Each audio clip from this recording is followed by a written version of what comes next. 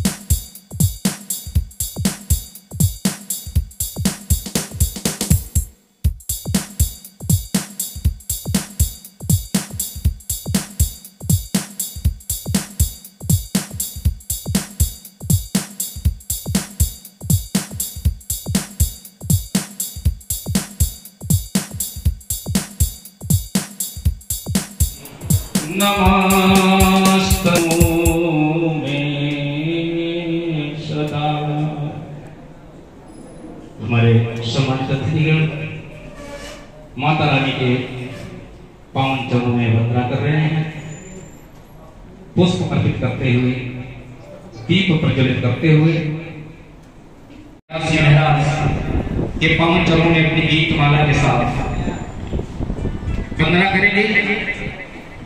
तो देरी ना करें, बच्चे मां शारदे के चित्र के समक्ष आ जाएं और अपने गीत। सर्वे भवन्तु सुखिनः, सर्वे सन्तु निरामया, सर्वे भद्राणि पश्यन्तु मा कश्चित् दुःखभाग् भवेत्। साथियों, परिचय कराना हमारी भारतीय संघीय परंपरा रही है। इसी क्रम को मैं आगे बढ़ाता हूँ। मेरे ठीक दाहिनी ओर मंच पर विराजमान राष्ट्र के और स्वदेशी जागरण मंच के, और ठीक उनके बगल में स्वदेशी का अलग जगाते हुए पूरे उत्तर प्रदेश के अंदर आपने अलग जगाया है, स्वदेशी का प्रचार किया है। हम लोगों के बीच वास्तव में स्वदेशी का प्रयोग घर में कैसे करना चाहिए उसका भी उन्होंने पूरा पुस्तक के साथ बड़े बड़े कार्यक्रम भी करके इन्होंने हम लोगों को बताया है, यात्राएं भी निकाली हैं। ऐसे हमारे क्षेत्रीय संयोजक आदरणीय अजय जी राष्ट्र परम वैभव पर कैसे पहुंचे, इसके लिए दिन रात वो मंथन करते हैं और उसके बाद कार्य में लगे रहते हैं। बड़ा सौभाग्य है हमें कि आज हमारे इस कार्यक्रम में आकर के हमें कृतज्ञ किया। चौथा परिचय हमारे जिलाध्यक्ष राष्ट्रीय सचिव महासंघ के जिलाध्यक्ष आदरणीय रूपेश पांडे जी, जिनके नेतृत्व में हमारा एक संगठन बहुत ही पूरी गति से आगे बढ़ रहा है। ये परिचय का काम मैं यही समाप्त करता हूँ। हमारे बड़े ही सारगर्भित शब्दों के माध्यम से आप संबोधित कर रहे थे, अपने अतिथिगण का स्वागत कर रहे थे, और ये आपके शब्द बता रहे थे कि जब देख कर दर्द किसी का जो आह निकल आती है, बस इतनी सी बात आदमी को इंसान बनाती है। जरूरी नहीं हर समय लबों पर खुदा का नाम आए, वो लम्हा भी इबादत का होता है जब इंसान किसी के काम आए। इंसान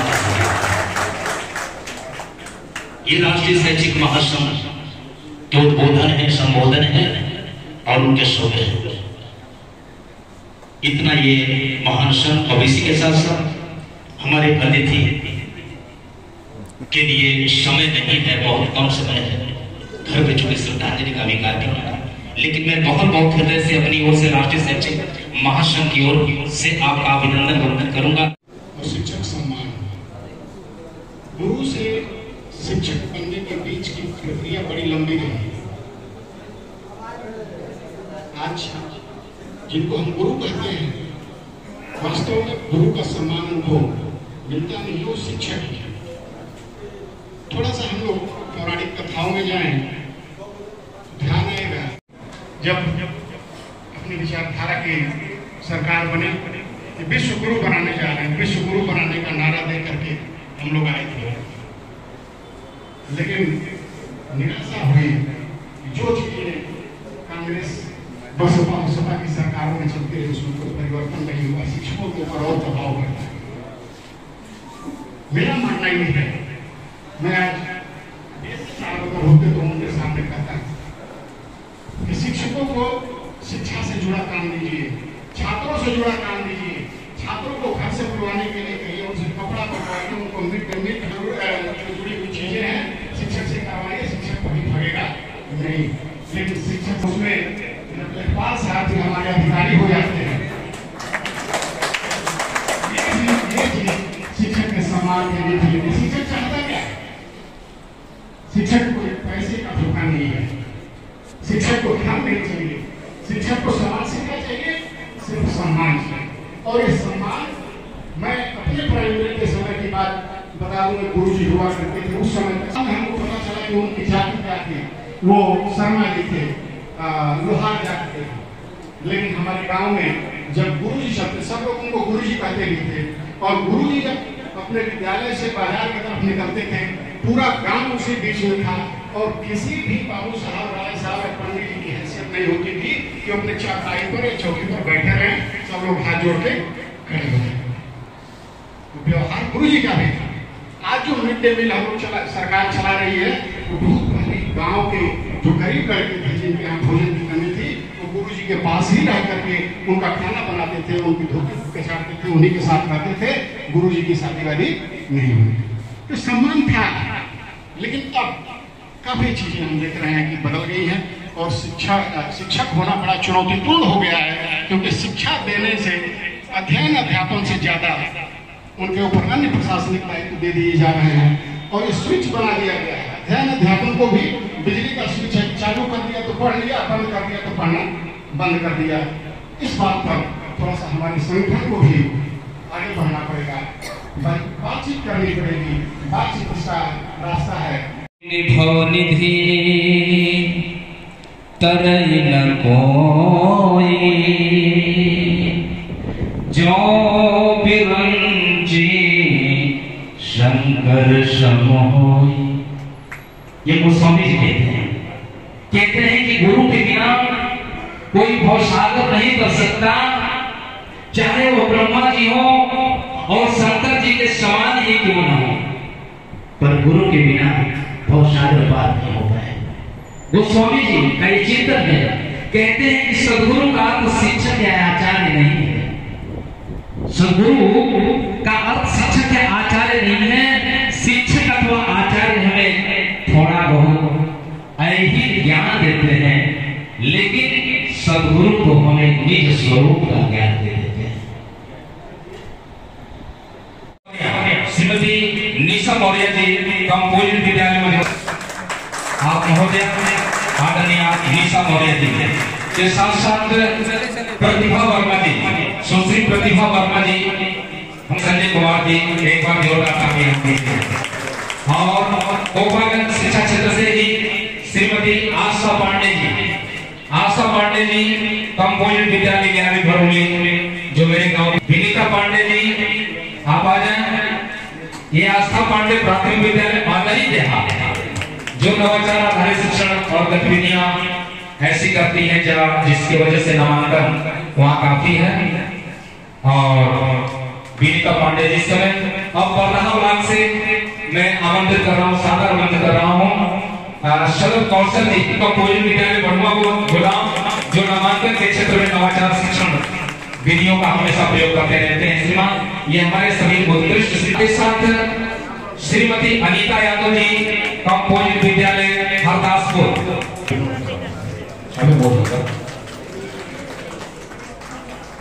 इसी के साथ साथ विनीत लाल श्रीवास्तव जी प्राथमिक विद्यालय उस्मानपुर गणित तथा विज्ञान विषयों में अब रानीपुर से मैं सादर आमंत्रित कर रहा हूँ श्री हरेंद्र मौर्य जी, कुमार मौर्य जी का। और इसी के साथ साथ श्री छोटे लाल जी नरसिंहपुर से जो पूरे रानीपुर में एक टॉप 10 का विद्यालय। ये छोटे लाल जी हैं जहाँ की छात्र संख्या बहुत काफी हो गई है। कभी बच्चे मात्र 150 हुआ करते थे, आज की संख्या में 350 से ऊपर। तो ये छोटे लाल जी और रानीपुर से ही श्रीमती अंबालिका चतुर्वेदी जी प्राथमिक विद्यालय ताजपुर रानी। आप प्रतिभाग करते हैं खेल कूद या इनके बच्चे हर क्षेत्र में आगे हैं। और साथ ही साथ निवेदन कर रहा हूँ श्री प्रेमचंद जी उच्च प्राथमिक विद्यालय खुरान आए कि नहीं वो कहीं में आदरणीय शिवशंकर जी। और साथ ही साथ श्रीमती अंजू बाला सिंह आ जाए जिसके अभी ये बच्चियां स्वागत के तौर पर बहुत आगे का विद्यालय भी टॉप 10 का विद्यालय। और अब मैं साधारण इसमें मुख्य अतिथि महोदय सम्मानित करते हुए जहाँ की छात्र संख्या बहुत काफी बढ़ गई है और जिले का एक माना जाना विद्यालय बन चुका है। बहुत ही शानदार टीएम होते हैं और टीएम मेले में भी आपकी प्रस्तुति होती रहती है। निशा चंद जी, बहुत बहुत स्वागत है, जोरदार तालियां भी होते हैं। और हमारे पत्रकार बंधु, इस समय मैं अपने सभी पत्रकार बंधुओं का भी बहुत बहुत स्वागत कर रहा हूँ।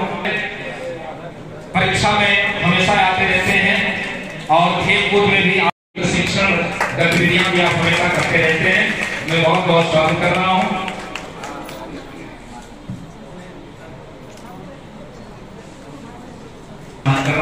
और सम्मान करते हुए हमारे अतिथिगण बहुत बहुत धन्यवाद। और इस तरह से ये भारतवर्ष ज्ञान का देवता है, इसको भारत कहा गया, ज्ञान के रत्न। वास्तव में ज्ञान क्या है और ज्ञान कितना, कई लोगों को ज्ञान का भी अहंकार हो जाता है। कोई डिग्री ले लिया तो सोचता है यह पूर्ण है, ऐसा नहीं है। कहते हैं एक बार पूज्य शंकराचार्य जी से हास्य विनोद में किसी शिष्य ने पूछा, कहा कि महाराज आप तो प्रकांड विद्वान हैं और ऐसा लगता है कि जैसे आपके मस्तिष्क में मां सरस्वती ने संपूर्ण दुनिया का ज्ञान भर दिया है, क्योंकि उनकी बाल लीलाएं और बाल काले में जो उन्होंने काम किए वह अद्भुत है, अद्वितीय है। आज भी लोग उस पर शोध कर रहे हैं। हास्य विनोद में पूछा गया प्रश्न, पूज्य शंकराचार्य जी ने कैसे उनका जवाब दिया। उनके बहुत बहुत धन्यवाद कि हमने अपनी अर्थव्यवस्था को आपको जानकर बहुत विश्वास होगा 307 लाख करोड़ का कर लिया है। आज भारत 10 वर्ष पहले दुनिया में 10वें स्थान पर था, आज 5वें स्थान पर आ गया। आपको जानकर खुशी होगी कि मैं जिस भारत में रह रहा हूं, मैं जहां का निवासी हूं, वो भारत 83% ग्रोथ के साथ आगे बढ़ रहा है। आज हमको जरूरत है आप जैसे शिक्षकों को कि वो जो हमारे सामने जो छात्र जो बैठे हैं, जो किसी कक्षा में 20 होंगे, किसी में 40 होंगे, उनके जीवन में हम कैसे प्रवेश करें। हमारी ऐसी कौन सी विधा है, मेरा उच्चारण कितना शुद्ध है, मेरे कंठस्थ करने की मेधा शक्ति इतनी प्रबल है, मैं जो सुलेख लिखता हूं वह स्वर्ण अक्षरों की तरह से लिखता है, मैं जब भाष्य करता हूं तो वह अकट्य होता है। मेरे चिंतन की धारा, मेरे मनन का अभ्यास, मेरे जीवन का उदात्त भाव, यह हमारे नित्य की साधना के बल पर होता। शिक्षक कोई व्यवसाय नहीं, शिक्षा कोई केवल पेट भरने का नाम नहीं, यह एक वृत्ति है। और भारत ने अपने इस वृत्ति का बहुत परिश्रम से पोषण किया। मैं बहनों को भी ध्यान कराऊंगा, भाइयों को भी ध्यान कराऊंगा कि भारत की कैसी ऊंची शिक्षा होती है। जब रोमा रोला को पता लगा कि भारत के अंदर एक ऐसा पुरुष पैदा हुआ है जिसको रामकृष्ण परमहंस कहते